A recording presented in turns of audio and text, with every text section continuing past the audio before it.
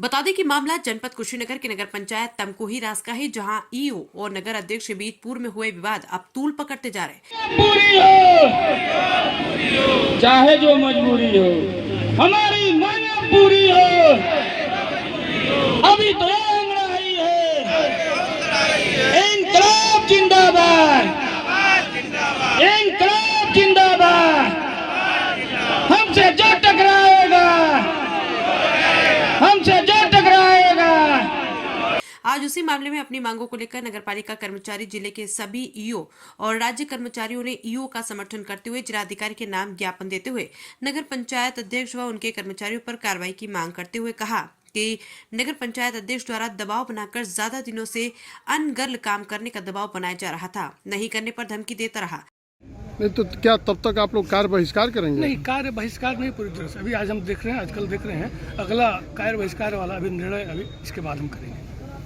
ऐसा बताया जा रहा है कि पिछले चेयरमैन और ईओ में सामंजस्य नहीं बन पा रही थी, टेंडर की बातें आ रही हैं, कुछ और भी बातें आ रही थी, तो इसको कहाँ तक आप लोग देख रहे हैं? जो भी टेंडर की बातें हैं, चाहे जितनी भी बातें हैं, इसके पहले उच्च अधिकारी बैठे हुए हैं जिले पर, उनको चेयरमैन साहब को आके बताना चाहिए कि हमारे ईओ साहब वो हैं, काम नहीं कर रहे हैं, चाहे कर रहे हैं चाहे कर रहे हैं, वहाँ बताना चाहिए। खुद एक कानून को हाथ में लेके उनके साथ मारपीट करना, गला दबाना, इस तरह गलत है ना। कानून को हाथ, इस न्याय सरकार में, इस सरकार में वो कानून को हाथ में लेके किसी अधिकारी के साथ, कर्मचारी के साथ ऐसा कर रहे हैं, ये निंदनीय है और घृणापूर्ण घटना है, जिसकी हम सब लोग निंदा, सभी कर्मचारी समाज निंदा कर रहा है। पूरे जनपद के 62 विभाग हैं और जितने संगठन, सभी विभागों के सब मैंने इसके लिए निंदा कर रहे हैं। सबको क्षोभ है ये घटना ऐसे हुई क्यों, ये घटना नहीं होनी चाहिए। बीते शनिवार को रात ईओ और नगर पंचायत अध्यक्ष से कहा सुनी हुई,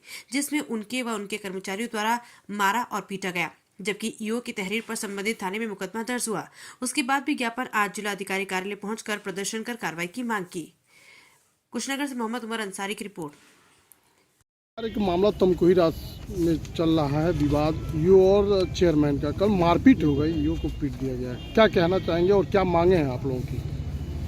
यह एक दुर्भाग्यपूर्ण घटना है। अमित जी बड़े ही निष्ठावान, ईमानदार और कर्मठ अधिकारी के रूप में पूरे कैडर में जाने जाते हैं। जैसे ही हम लोगों को इस विषय में पता चला, मैंने अमित जी से मुलाकात की उनके कार्यालय में जाकर, और उन्होंने बताया कि उनके साथ कई सारे लोगों ने मिलकर मारपीट की और उनको यह दबाव दे रहे थे कि कुछ आउटसोर्सिंग के ठेकों और जो अलाव की लकड़ी आती है उसके टेंडर को लेकर एक प्रकार की मतभेद की स्थिति लंबे समय से चली आ रही थी, और उसी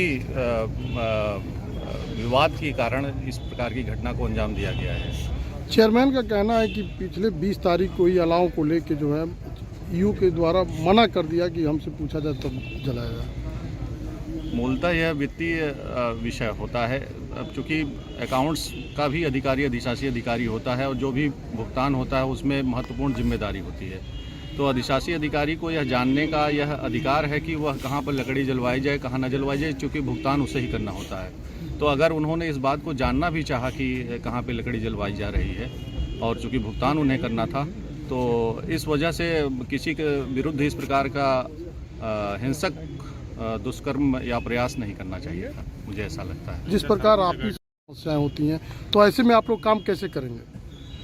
कठिन परिस्थितियां हैं निकायों के अंदर, इस तरीके की तमाम जगहों पर स्थितियां उत्पन्न हो जाती हैं। कई सारे जिलों में इस प्रकार की घटनाएं हुई हैं और इसी वजह से तो हम लोगों ने आज एक दिवसीय ज्ञापन देने का, प्रदर्शन करने का निर्णय लिया था कि पूरे प्रदेश स्तर पर एक मैसेज जाए कि इस प्रकार की जो घटनाएं हो रही हैं उस पर सरकार को एक विचार करते हुए लगाम लगाने की कोशिश करनी चाहिए। क्या आप लोग कार्य बहिष्कार भी करेंगे?